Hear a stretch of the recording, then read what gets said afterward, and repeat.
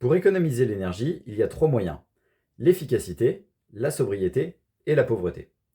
L'efficacité, c'est ce que tout le monde veut parce qu'elle n'induit pas de changement de service. Le système consomme moins parce qu'il est mieux conçu. Prenons l'exemple des bâtiments. Si vous vous chauffez à 19, que vous isolez votre bâtiment et que vous continuez à vous chauffer à 19, vous allez moins consommer, mais le service est toujours le même, vous chauffez toujours à 19, il n'y a pas de changement de niveau de confort, le progrès a été fait par de l'efficacité.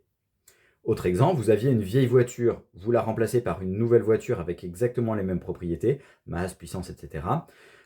Elle consommera moins parce que les motorisations ont fait des progrès, et ça c'est une économie liée à l'efficacité.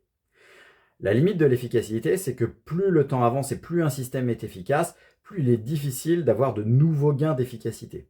Donc l'efficacité ralentit avec le temps. Ensuite, il y a la sobriété.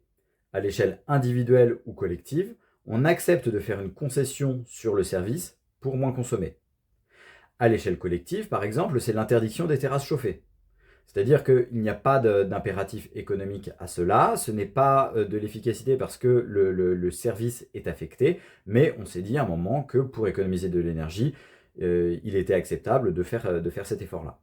Si vous décidez d'acheter une petite voiture plutôt qu'une grosse, de prendre le train plutôt que l'avion ou que la voiture, d'aller en vacances en France plutôt qu'à l'autre bout du monde, c'est de la sobriété.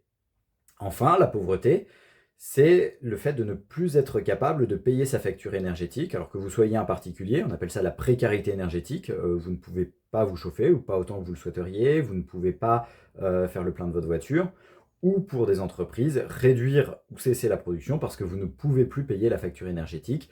C'est par exemple ce qui s'est passé pendant la crise de l'énergie de 2021-2022. L'essentiel des économies d'énergie prévues dans la feuille de route du gouvernement pour atteindre la neutralité carbone en 2050, c'est-à-dire réduire suffisamment nos émissions de gaz à effet de serre pour qu'elles ne dépassent pas ce que les écosystèmes et systèmes artificiels de capture et stockage de carbone pourraient absorber. Les économies d'énergie sont surtout liées à de l'efficacité.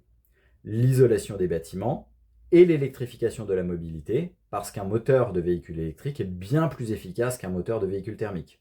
Environ 90% de rendement contre une trentaine de pourcents de rendement pour un véhicule thermique.